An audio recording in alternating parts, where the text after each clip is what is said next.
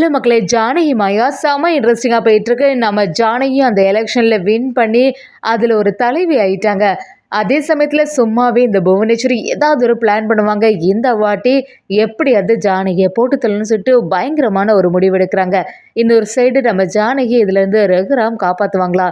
இன்னொரு பக்கம் நம்ம ரகுராம் கதிரோட நல்ல மனசெல்லாம் தெரிஞ்சு கதிரை மருமகனா ஏற்றுக்க போகிறாங்களா? வீடியோக்குள்ளே போகிறதுக்கு முன்னாடி நம்ம சேனலுக்கு சப்ஸ்கிரைப் பண்ணுங்க. அப்படியே பக்கத்தில் இருக்க பெல் ஐக்கனை கிளிக் பண்ணிடுங்க. அப்பதான் நான் போடுற வீடியோல உங்களுக்கு நோட்டிபிகேஷன் வரும். நம்ம ரகுராமும் ஜானகி கிட்ட இந்த வாட்டி எலெக்ஷன்ல என்னை விட அதிகமா ஓட் எடுத்து நீ ஜெயிச்சுட்டு அது எனக்கு ரொம்பவே சந்தோஷமா இருக்கு ஜானகி அப்படி சொல்லும்போது நம்ம ஜானகியும் எல்லாத்துக்குமே காரணமே நீங்க தான். நீங்க கொடுத்த ஒத்துழைப்புனால தான் நான் இந்த மாதிரி ஒரு எலெக்ஷன்ல வின் பண்ண வேண்டிய சூழ்நிலை ஏற்பட்டது அப்படின்னு சொல்றாங்க. சரி, நம்ம முத கட்டமா கோவில்ல போய் எல்லாத்தையுமே செய்திடலாம், உனக்கு முதல் மரியாதை செய்ய மாதிரி பண்ணணும் அப்படின்னு சொல்லிட்டு நம்ம ரகுராமும் ஜானகி சொல்றாங்க. நம்ம ஜானகியும் குடும்பத்தில் உள்ளவங்க எல்லாரும் சேர்ந்து கோவிலுக்கு கிளம்புறாங்க.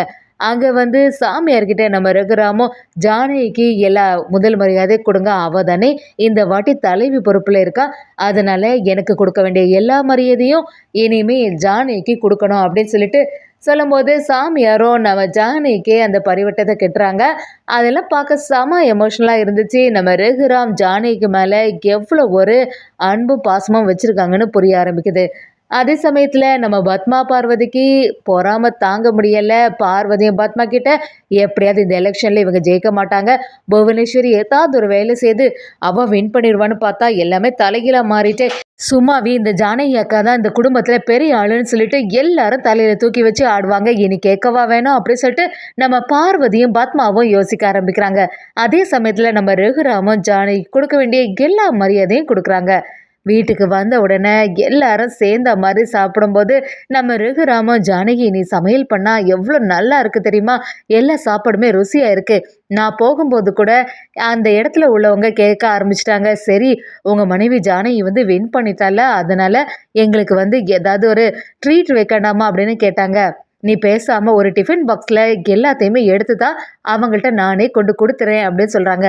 அதை கேட்டு நம்ம ஜானகியும் சரி அவ்வளோதானே, நான் எல்லா சாப்பாடுமே எடுத்து ஒரு டிஃபன் கேரியரில் தந்து விட நீங்கள் அவங்கள்ட்ட கொடுத்துருங்கன்னு சொல்லிட்டு நம்ம ரகுராம் கிட்ட அதை கொடுக்க ஆரம்பிக்கிறாங்க. நம்ம ரகுராமும் அதை எடுத்துகிட்டு போகும்போது மணியும் சீனுவும் ரகுராம் கூட சேர்ந்து போகிறாங்க. நம்ம மணியும் என்ன மச்சான் இங்கே வந்திருக்கீங்க, இது அந்த மீசக்காரரோட வீடு இல்லையே அப்படி சொல்லும்போது ரகுராமும் எனக்கு அது எல்லாமே நல்லபடியாக தெரியும், நான் அவங்களுக்கு எதுவுமே சாப்பாடு எடுத்துகிட்டு வரல, அந்த தனாவுக்கு தான் இந்த சாப்பாடு எடுத்துகிட்டு வந்தேன், நான் போனால் அது சரியாக இருக்காது, நீங்களே தனா கதிர்கிட்ட கொடுத்துருங்கன்னு சொல்லிட்டு அந்த சாப்பாடு எடுத்துகிட்டு போய் நம்ம தனா கிட்ட கொடுக்குறதுக்கு மணியும் சீனுவும் தயாராகிறாங்க.